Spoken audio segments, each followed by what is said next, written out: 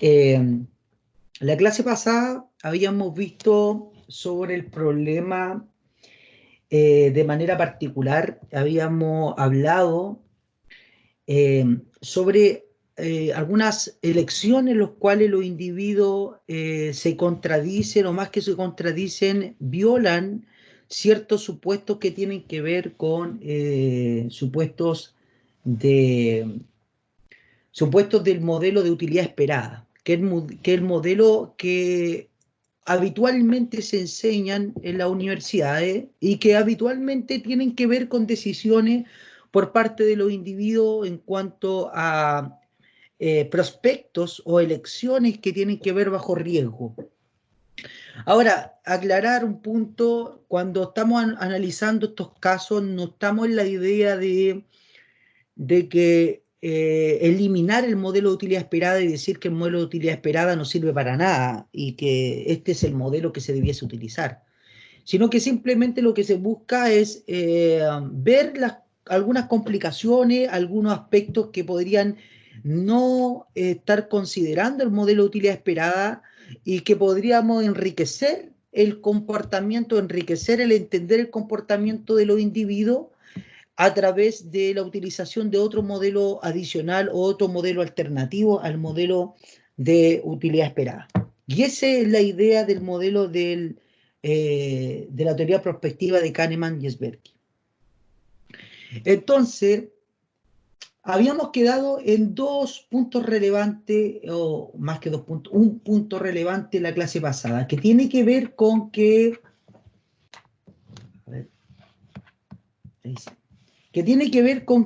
punto número uno, la certidumbre es un efecto relevante en la decisión. Y cuando hablamos de certidumbre, estamos hablando que los individuos tienden a elegir prospectos que son ciertos por sobre prospectos que están bajo riesgo. Y eso es lo que vimos en la clase pasada de manera particular. Es decir, donde haya una certidumbre, el individuo va a poner mayor atención en ese prospecto. Y donde no haya certidumbre, el individuo va a ignorar ese prospecto. Y si calculásemos nosotros la utilidad esperada de ambos prospectos, puede ser de que incluso el prospecto bajo riesgo te entrega una mayor utilidad esperada que el prospecto con certidumbre. Pero el hecho de que haya certidumbre en el prospecto genera de que el individuo tenga mayor incentivo a elegir ese prospecto de manera particular.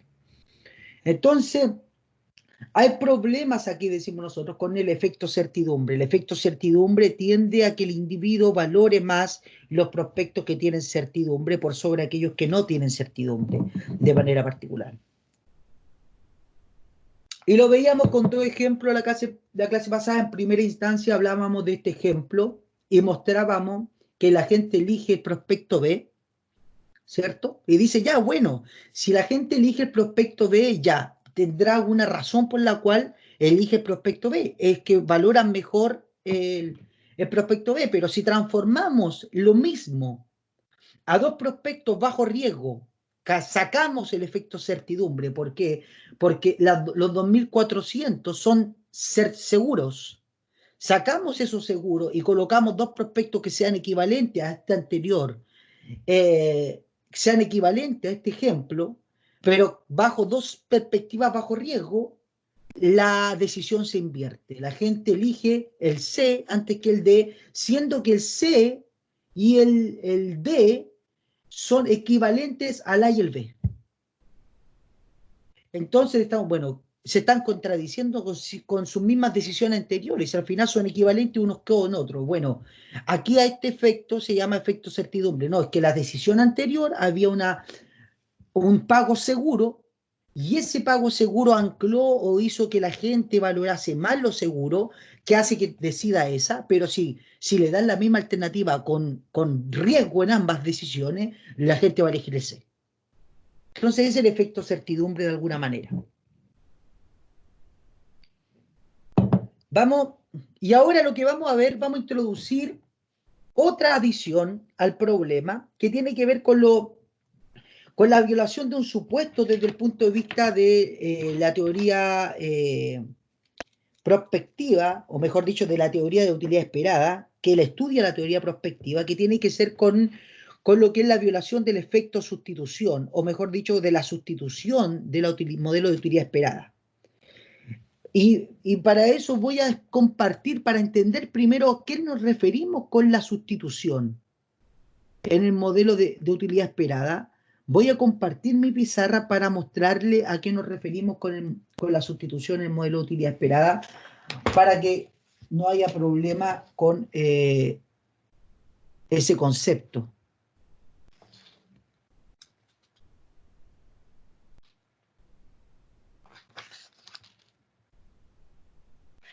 Bueno, el axioma de sustitución dice lo siguiente, de que si yo elijo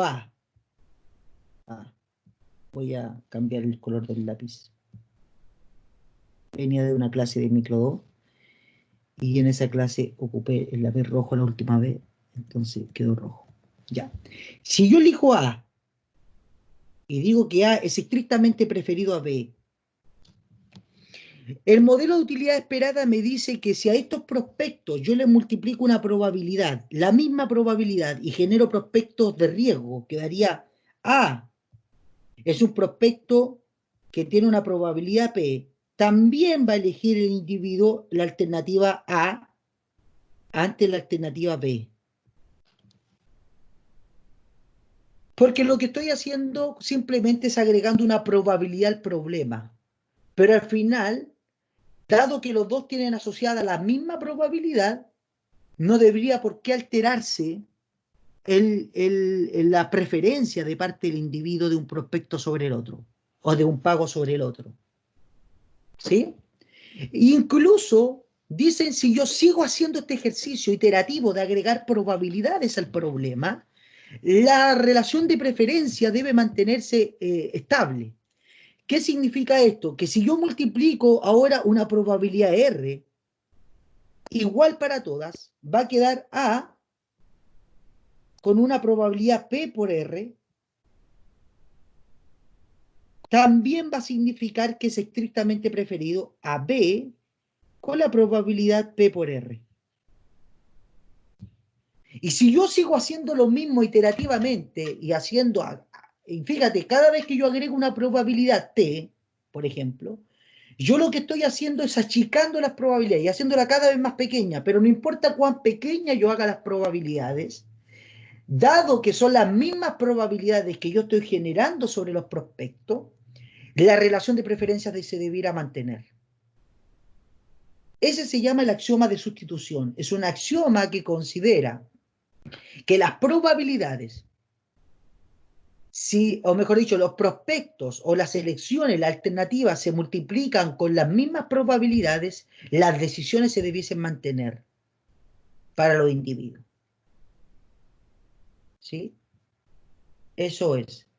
Y eso es lo que quiero explorar en esta parte de la clase del día de hoy. Quiero explorar qué pasa si nosotros consideramos probabilidades y vamos achicando las probabilidades, si es que de verdad ocurre lo que está diciendo anteriormente, que es que se mantienen las decisiones de parte de los individuos.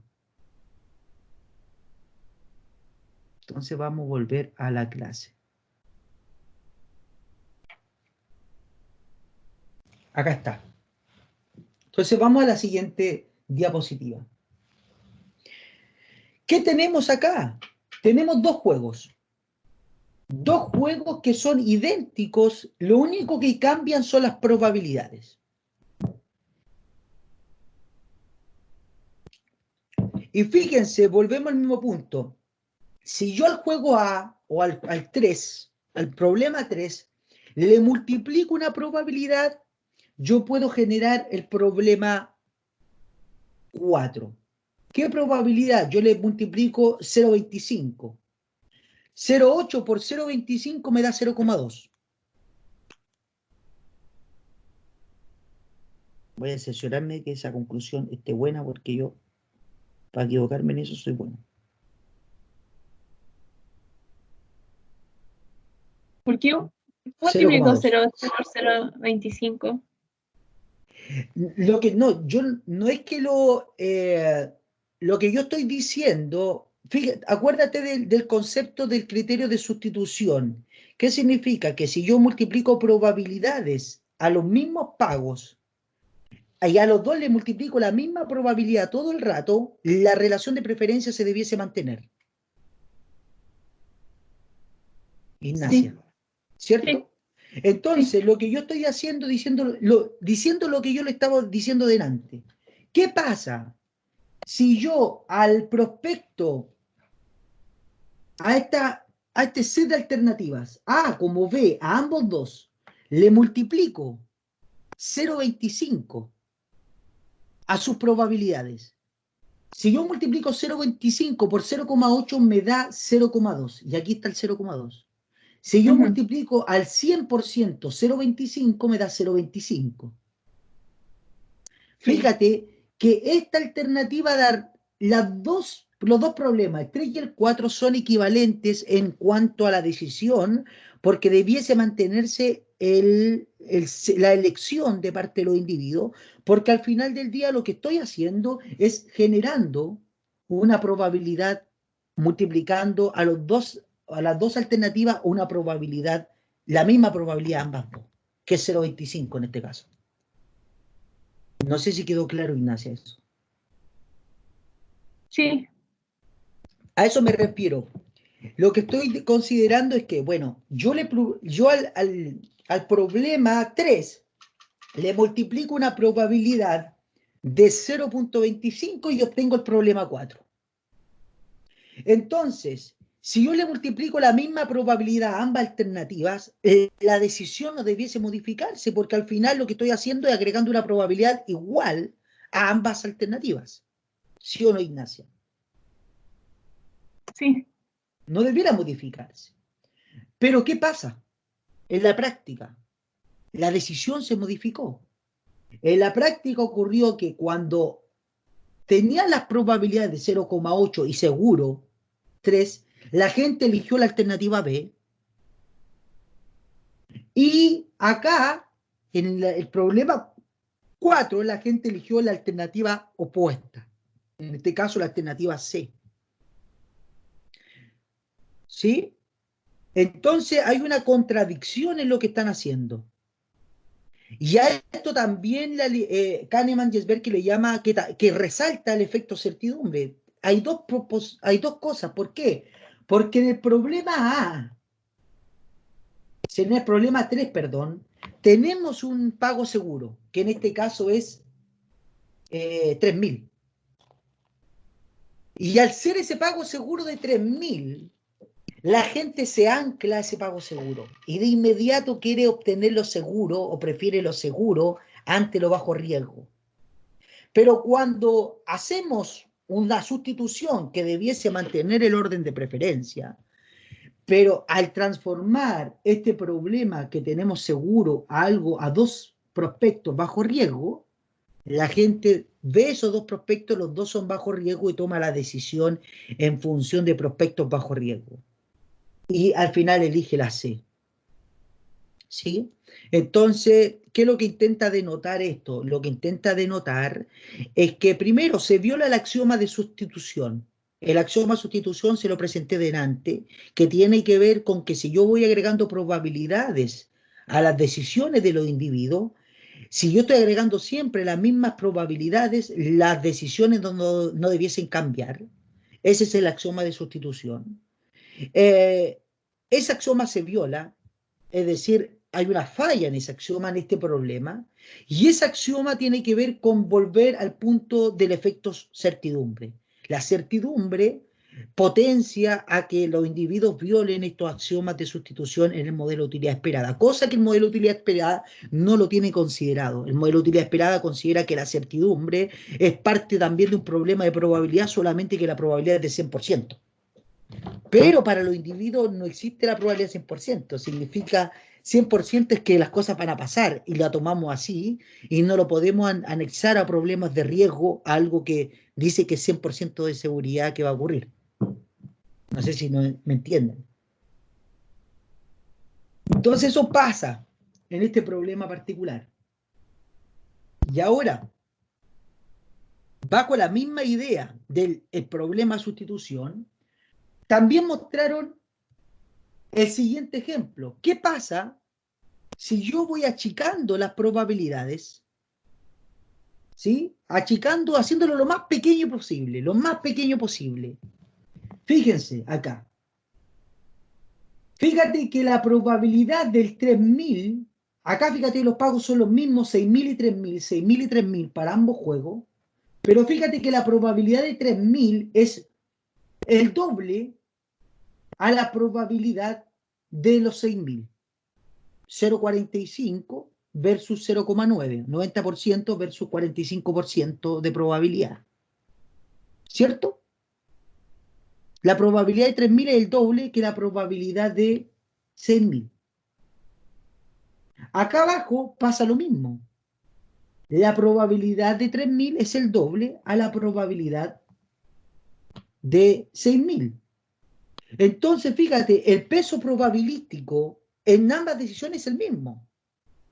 Estoy comparando dos pagos con sus probabilidades, que la diferencia también sigue siendo el doble. Es como si yo multiplicara o volviese a aplicar el axioma de sustitución repetidamente y yo sigo obteniendo probabilidades cada vez más pequeñas, pero la relación de preferencia se debiese mantener, porque al final yo al ir multiplicando por 0,5, 0,2, 0,2, 0,2, el peso de probabilidad sigue siendo el doble, sigue siendo el doble, sigue siendo el doble, porque la probabilidad inicial sigue siendo el doble. No sé si se entendió eso. Entonces, la diferencia entre estos dos, 0,45 al 0,9 es el doble 0,9 a 0,45 y el 0,02 es el doble a 0,01. Entonces, son equivalentes en términos del axioma de sustitución ambas decisiones. ¿Y qué quiere decir esto? Los individuos debiesen elegir las mismas alternativas en los dos problemas. Porque en el axioma de sustitución son equivalentes ambos dos. Pero ¿qué pasa? Pasa que la alternativa B se elige en el problema 5 y la alternativa C se elige en el problema 6. ¿Qué está pasando acá? Ahora, los autores dicen, bueno, aquí no hay efecto certidumbre. ¿Por qué? Porque ninguna de las dos alternativas o ninguno de los dos problemas considera un pago con certeza absoluta, como en el caso acá, como en el caso anterior, por ejemplo. En el caso anterior teníamos que aquí por lo menos 3000 era seguro. Entonces uno decía, ya, la gente se ancla a la seguridad y por eso elige en este caso la alternativa B a la alternativa A. Pero acá ninguno es seguro, los dos son bajo riesgo. ¿Qué está pasando acá? La pregunta de parte de los autores. Bueno, la hipótesis detrás de este problema, y para él la hipótesis detrás de lo que están trabajando, es que los individuos, dependiendo del tamaño de las probabilidades, también eligen de manera distinta. Hay un sesgo en cuanto al tamaño de las probabilidades. ¿Y qué es lo que exploran ellos? Dice lo siguiente, cuando las probabilidades son altas, la gente elige las probabilidades altas. ¿Qué significa esto? Significa 45 y 90 son probabilidades pseudo altas, digamos que son probabilidades cercanas al 50%, entonces están en un extremo muy alto de probabilidad. Entonces, el individuo va a elegir aquel pago que es mayor, más probable que ocurra. Por eso eligen el B, porque es más probable que ocurra B, por la probabilidad del 90%. ¿Sí? Pero cuando las probabilidades todas son pequeñísimas, y en este caso, mira, fíjate las probabilidades del 0,1% y del 0,2%. Cuando las probabilidades son muy pequeñas de que ocurran las cosas, los individuos eligen los valores más altos. ¿Y cuál es el valor más alto? 6000 es más grande que 3000. Entonces, de alguna manera, los individuos eligen de manera distinta dependiendo de esos matices. Si estamos en probabilidades altas, yo voy a elegir el que es más probable. Si estamos en probabilidades bajísimas, yo voy a elegir el pago más alto. ¿sí? Entonces reducen, y aquí ocurre una heurística, y ocurre que el individuo reduce el problema, en vez de sacar la utilidad esperada de los problemas, que son equivalentes a ambos dos problemas, en cuanto a la decisión, en vez de sacar ese y pensar un poco más, el individuo utiliza esa heurística que tiene que ver probabilidades altas, yo elijo el más probable.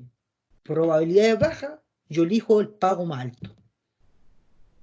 Y eso es lo que exploran en este problema. Entonces el efecto certidumbre es un efecto que puede ir más allá, que tiene que ver con más que ser certidumbre, tiene que ver con que cuando la certidumbre estamos considerando una probabilidad del 100%, entonces la certidumbre es una probabilidad alta, la gente está eligiendo esta probabilidad alta.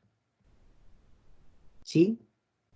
Pero cuando las probabilidades son pequeñas, la gente no elige las probabilidades altas o las probabilidades más altas de esas probabilidades pequeñas, sino más bien elige los pagos más altos, de manera particular.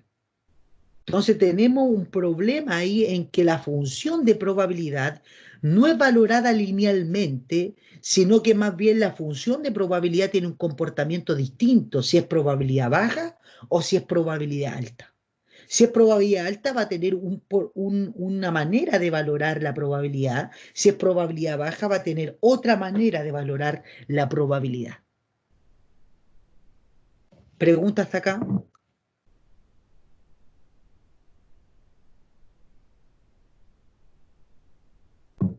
¿Ahí? Bueno, eso es lo que considera el efecto certidumbre Kahneman y Tversky. Y después, en el artículo, pasan a un segundo punto que tiene que ver con el efecto que le llaman ellos el efecto reflexión. ¿Y qué significa el efecto reflexión? Significa de que no es lo mismo en términos de la decisión decidir en pérdidas que decidir en ganancias. Si bien para el modelo de utilidad esperada es equivalente las pérdidas a las ganancias considerando problemas de bajo riesgo, para los individuos no es lo mismo elegir cuando estamos con problemas de pérdida que elegir cuando estamos eligiendo problemas de ganancia. Entonces acá ellos presentan una tabla un poco más extensa. Yo presento solamente dos ejemplos de esa tabla extensa que ellos muestran, que son aproximadamente como cuatro ejemplos, 4 columnas o 4 filas de los problemas. Yo elegí solamente 2 filas de esa tabla. En el paper lo pueden ver las 4 que están ahí, las 4 filas. Yo elegí 2 nomás.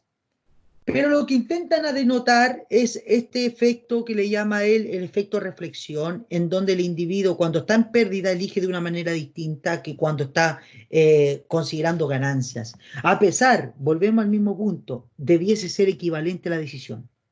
No debiera haber este efecto reflexión bajo el modelo de utilidad esperada. Pero Kahneman y Tversky considera que los individuos eligen de manera distinta el problema.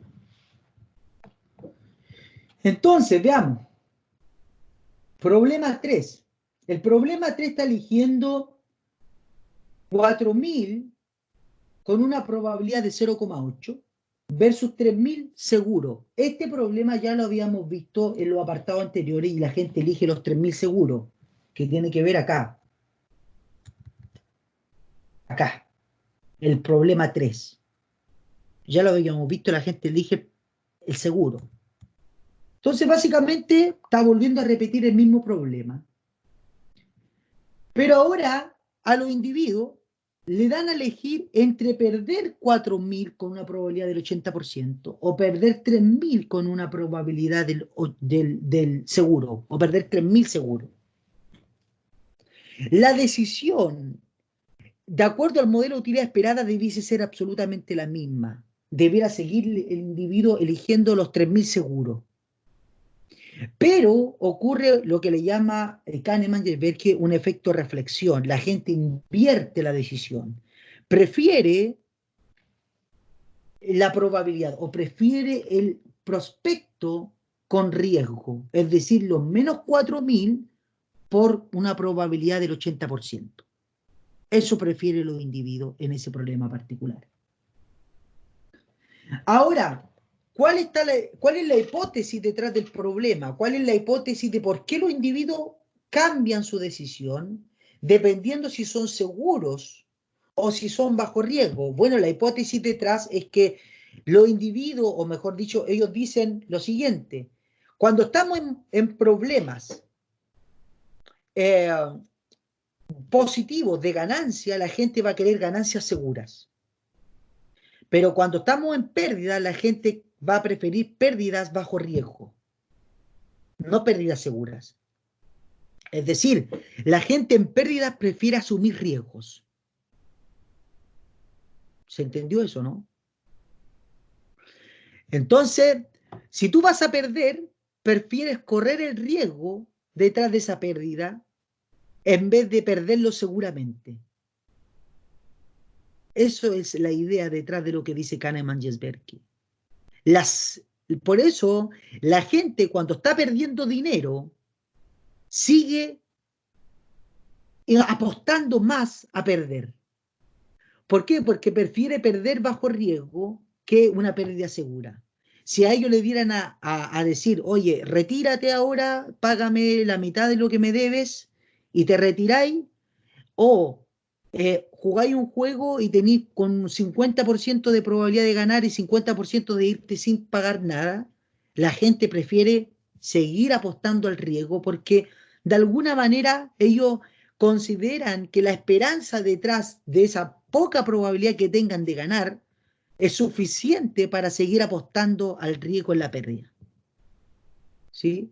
Entonces, eso ocurre, y con este problema incluso lo replican este problema cuando es la crisis subprime. Y es una de las una película que hay en la que hay sobre la crisis subprime que tiene que ver con que la crisis subprime se hizo más grande porque la gente siguió apostando a la pérdida. En vez de racionalizar la pérdida y decir, bueno, yo estoy perdiendo plata, la voy a pagar y voy a terminar mi deuda y listo, la gente siguió apostando sobre la misma pérdida y lo que generó obviamente un mayor efecto sobre la crisis subprime y obviamente mayores fueron las pérdidas para la gente porque siguió la gente apostando sobre las pérdidas. Entonces, cuando hablamos de ganancia, la gente prefiere ganancias seguras. Entre más segura la ganancia, mejor para la gente. Pero cuando hablamos de pérdida, la gente prefiere apostar sobre la pérdida y ahí se cometen muchos errores porque puede ser la probabilidad muy bajita de que ganes o que te salgas airoso del problema. Fíjate, estaba apostando con una probabilidad de 80% de que pierdas más plata, que pierdas 4.000. Bueno, tú eliges eso, a pesar de que la probabilidad de que sigas perdiendo más plata es muy alta, tu 20% restante de no perder nada, lo considera o lo valora muy grande porque, vuelvo al mismo punto, prefieres apostar a las pérdidas, apostar sobre esas pérdidas. ¿Sí? Y a esto le llama Kahneman-Tversky el efecto reflexión, cosa que el modelo de utilidad esperada no predice, sino que más bien el modelo de utilidad esperada considera que si las ganancias seguras se prefieren, las pérdidas seguras también se van a preferir. Pero hay un cambio en cuanto a eso en los problemas de decisión de manera particular. ¿Pregunta hasta acá alguien?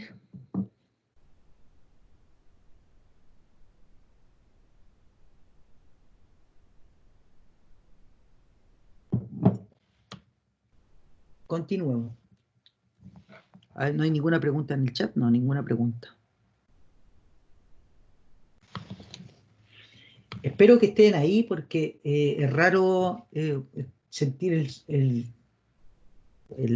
sonido de la nada. Aquí estoy, profe. Una consulta, disculpe, no entendí eso, porque el modelo de utilidad esperada dice que van a preferir lo seguro y después lo inseguro, ¿cierto? No, va más allá de eso. Sí, completamente. Es que si tú Acá, fíjate que los pagos son, más que los pagos son iguales, los problemas son equivalentes, solamente que hay un cambio de signo.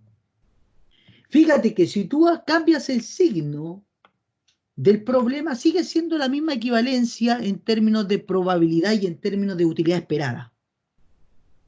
Sigue siendo la misma equivalencia. Si tú preferiste los 3.000 seguros, preferiste los 3.000 en ganancias y después eliges entre esos mismos 3.000 seguros, menos 3.000 seguros versus menos 4.000 con una probabilidad del 80%, el modelo de utilidad esperada dice que debiesen mantener la preferencia anterior. ¿Sí? Elegir los 3.000. Claro, elegí los 3.000. ¿Por qué? Porque el signo se multiplica en ambas canastas de consumo, o en este caso, en ambos pagos. El signo negativo. Ahora, obviamente, si uno es positivo y el otro es negativo, no hay por dónde perderse. Claro. Ahora, el modelo de utilidad va a predecir, utilidad esperada, va a predecir correctamente ese problema. Pero dada la equivalencia en términos de que debiese mantenerse esa preferencia y no se mantiene, la pregunta es ¿por qué no se mantiene? Y la hipótesis detrás de lo que dice Kahneman-Jesberski es que no se mantiene esa preferencia porque para los individuos es distinta la pérdida a la ganancia. Cuando es ganancia, prefiero yo ganancias seguras. Cuando es pérdida, yo prefiero apostarle a la pérdida. Comprendo. ¿Sí? Es ahí el tema. Es decir, el individuo cuando toma una decisión no la toma siempre de la misma manera. No la toma con el modelo de utilidad esperada, donde saca la utilidad esperada de cada uno de los prospectos y ve el resultado final y dice el que me entregue mayor utilidad, a ese voy a elegir. No lo hace así. Dice, ¿es pérdida? Si es pérdida, me voy a apostar a la pérdida. Si es ganancia, voy a querer ganancia segura. Comprendo. Hay una heurística dependiendo de si es pérdida o ganancia detrás de la decisión. Comprendo. ¿Sí? Gracias. Y ese problema ha generado, digamos, o mejor dicho, el problema de Kahneman-Jesberski, que lo modelan, lo dicen, lo hablan, después ha servido para modelar una serie de crisis desde el punto de vista financiero.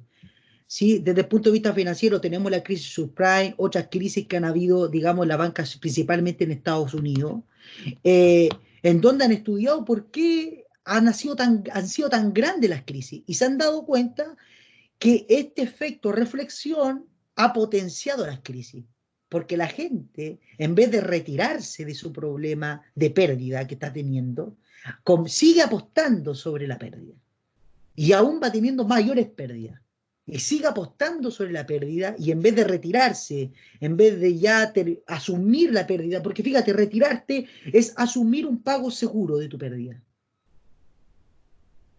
Si yo estoy perdiendo plata y yo debo al banco, por ejemplo, o en un negocio, yo estoy perdiendo 3.000 pesos en mi negocio, yo me retiro y asumo esa pérdida y pago los 3.000 que yo estoy perdiendo y lo asumo. Pero si yo sigo apostando a que me voy a reponer, me voy a reponer, me voy a reponer, me voy a reponer y voy a seguir apostando, la pérdida se hace más grande, más grande, más grande, más grande y al final la pérdida no son solamente 3.000 al final, sino que en este caso son 4.000, 5.000, 6.000, 7.000, 8.000, mayores son las pérdidas. Entonces las crisis se vuelven más grandes por este sesgo de reflexión, de que la gente apuesta a las pérdidas.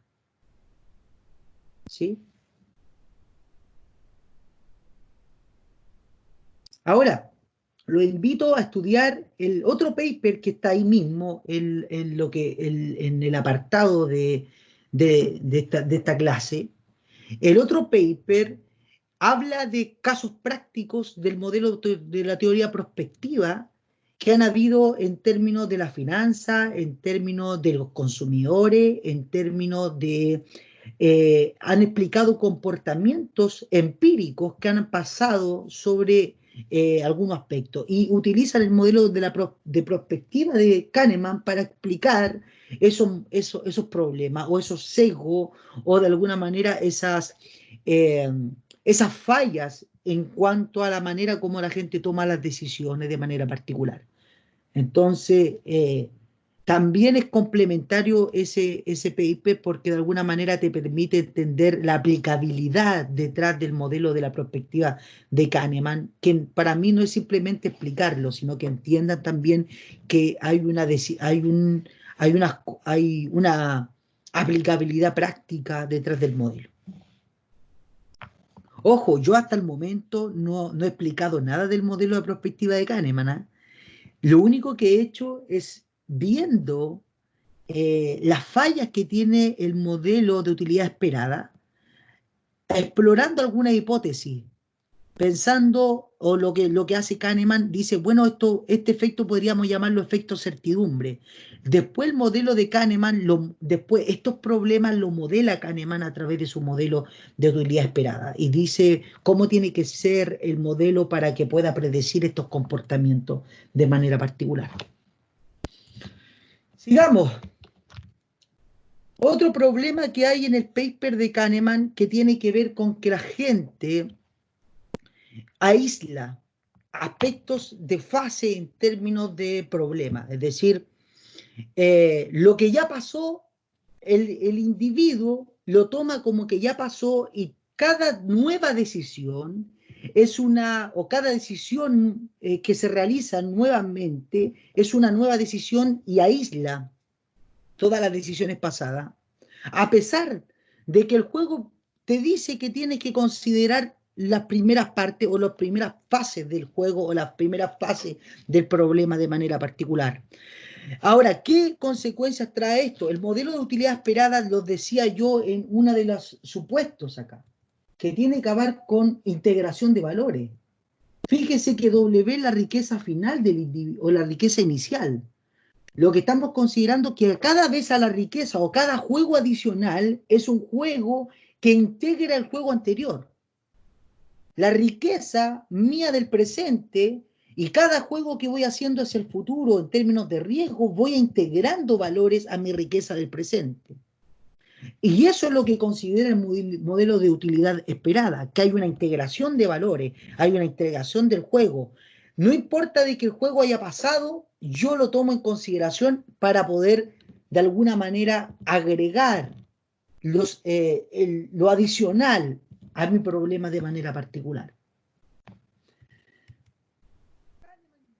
Dice que no.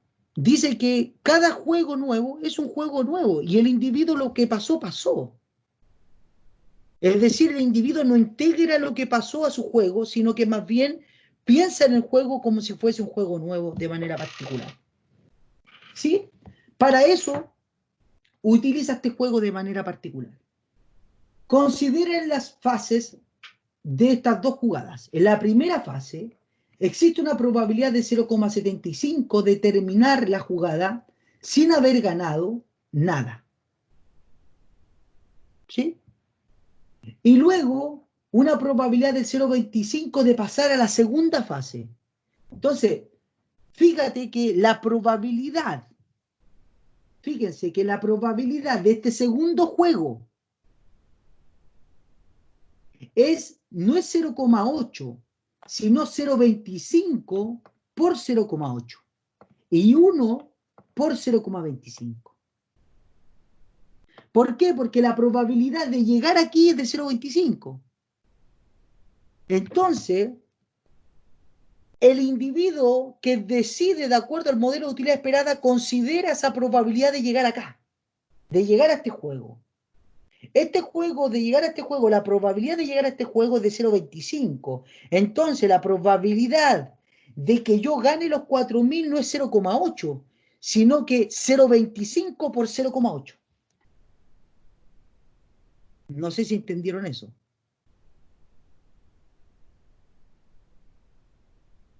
¿Alguien? Sí, por lo menos yo entiendo algo. Voy tratando de entender. ¿Por qué? Porque al final del día, la probabilidad de llegar a este juego segundo es 0,25. Entonces, los pagos de recibir 4.000 no es 0,8. Es 0,25 por 0,8 porque hay una probabilidad anterior de llegar ahí, que es 0,25. Entonces, al final, los pagos debiesen ser considerados. La persona que toma la decisión de acuerdo al modelo de utilidad esperada debiera decir ya 4.000, entonces ya esta probabilidad no es 0,8, es 0,8 por 0,25, sería 0,2. Esto ya no es 3.000 seguro, sino que más bien es 0,2, perdón, es 1 por 0,25 es 0,25. Entonces sería 0,2 por 0,25 la probabilidad de 4.000 y 3.000. Pero fíjate, la gente en la decisión toma la decisión B pago seguro. Ahora, si la gente pensara, de acuerdo al modelo de utilidad esperada, donde la probabilidad de llegar a ese juego anterior es 0,25 y multiplicaría la probabilidad dentro del juego, nosotros llegaríamos a un juego como este que está acá abajo. Y la gente debiera elegir C. Entonces Kahneman y Tversky dicen, no, pues la gente no está tomando el problema inicial, no está tomando la probabilidad de 0,25 porque no transformó las probabilidades a 2 y a 0,25, sino más bien se quedó con las probabilidades 0,8 y 3 y seguro. Y por eso tomó esa decisión B, porque vio el pago seguro simplemente. Entonces Kahneman y Tversky dice, aquí hay un efecto que tiene que ver con que la gente no integra los valores, no integra los problemas. Los problemas anteriores no se integran a los problemas de ahora. Los problemas anteriores se aíslan, no se integran. Y a eso le llamó efecto aislamiento. Entonces, en otras palabras, dado que los dos comparten la misma probabilidad de 0,25, porque para llegar al segundo problema hay una probabilidad de 0,25, no integran la probabilidad de 0,25, sino que la aíslan. Dice, bueno, para llegar al segundo problema, los dos vamos a estar enfrentados a un problema 0,25 y yo tomo la decisión, considerando la última etapa del juego que tiene que ver con pago seguro. No sé si ustedes han visto, o mejor dicho, en teoría de juegos vimos los árboles de decisión de alguna manera. Yo en los árboles de decisión nunca abordé los problemas que tienen que ver con esto, con fases para un mismo jugador de decisión, pero distintas fases, sino que el árbol de decisión yo lo tomé desde el punto de vista de que son de dos jugadores distintos, pero el mismo problema se puede aplicar para el mismo jugador en dos fases. Es decir, la decisión primero y la decisión segundo. Entonces, cuando tú calculas los pagos esperados, dada la primera decisión, tú de inmediato en los nodos tú tienes que ir multiplicando las probabilidades que van generando del primer juego y que se van generando al último juego de manera particular. ¿Sí? Entonces, es ahí el problema en este juego, que los individuos no integran los valores de los juegos anteriores, sino que más bien los aíslan y consideran cada juego nuevo como un nuevo juego y obviamente lo juegan de esa manera. Por eso al final la gente decidió el pago seguro B antes de lo que debiesen haber elegido bajo el modelo de utilidad esperada, que tiene que ver con la probabilidad de 0,2 y 0,25, que significa el juego que está aquí de manera particular, en donde se debiese elegir C antes que D. Sería 4.000 con una probabilidad de 0,2 antes que 3.000 con una probabilidad de 0,25. Esto mismo pasa para estos dos juegos que están acá. Por razones de tiempo ya se está yendo el tiempo, pero al final es lo mismo, que tiene que ver con que la gente aísla de alguna manera los juegos iniciales o los pagos seguros inicialmente. ¿Y por qué tiene que ver eso? Porque fíjate que si yo agrego a la probabilidad de 0,5 1000 sería 500, más 1000 que ganaste inicialmente seguro, sería 1500 el pago de esta primera parte. A los 1000 le suman los 500 seguros y sería 1500. Entonces, en términos de utilidad esperada es lo mismo, 1500 a 1500. Y acá abajo es absolutamente lo mismo. ¿Por qué? Porque si tú le sacas la probabilidad de los menos 1000, se va a la pérdida de 1000, sería menos 500, es decir, pierdes 500, pero si tienes 2.000 seguro, te va a quedar 1.500. A la pérdida segura de 500, le resta los 2.000, también te quedan 1.500. Entonces, fíjate que en términos de la modelo de utilidad esperada, esto es 1.500, arriba 1.500, arriba 1.500, esto es 1.500 y esto es 1.500. Son todos los juegos equivalentes. Estás eligiendo 1.500 en el modelo de utilidad esperada, 1.500 contra 1.500, 1.500 contra 1.500. ¿Pero qué? Pero cambiaron las decisiones.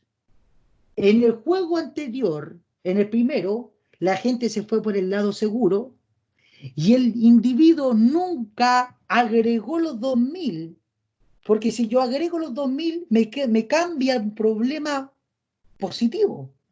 Porque si yo agrego los 2.000 aquí, te quedaría 1.000. Si yo agrego los 2.000 aquí, me quedaría 1.500. ¿Te cambiaría el sentido? No, él lo vio como dos pérdidas. Aisló la primera parte del juego, que es los 2.000 seguros. Los aisló. Y entonces él vio pérdidas, y al ver pérdidas, ¿qué es lo que decíamos anteriormente? El individuo al ver pérdidas se va, ¿por dónde? Por la pérdida, o se va, mejor dicho, por arriesgar en la pérdida, que tiene que ver con el juego C o el prospecto C, que es el prospecto con una probabilidad detrás de la pérdida. ¿Sí? Aquí, en el modelo, en el efecto de reflexión, también pasa el aislamiento. El aislamiento del juego, o de alguna manera que el individuo aísla los pagos seguros, aísla las primeras partes de los juegos y toma la decisión en función de la última parte del juego que tiene que ver con la alternativa A y B y C y D de manera particular. Y esto además se posea y le van a dar 1.000 y le van a dar 2.000, él no los considera para nada en su decisión. Entonces toma para él dos juegos. Un juego con pagos positivos, entonces me voy con la ganancia segura, por eso elige B, en la parte elige el problema 11, y en el segundo, da lo mismo si gané 2.000 antes, para mí es pérdida el problema, el juego es un juego de pérdidas para mí, a pesar que gané seguramente 2.000, para mí es un juego de pérdidas. Entonces cuando voy en pérdida, o juego en donde estoy perdiendo, me voy por el riesgo de echar de la pérdida, entonces me voy por este juego de menos 1.000 o perder 1.000 a una probabilidad del 50%. ¿Sí?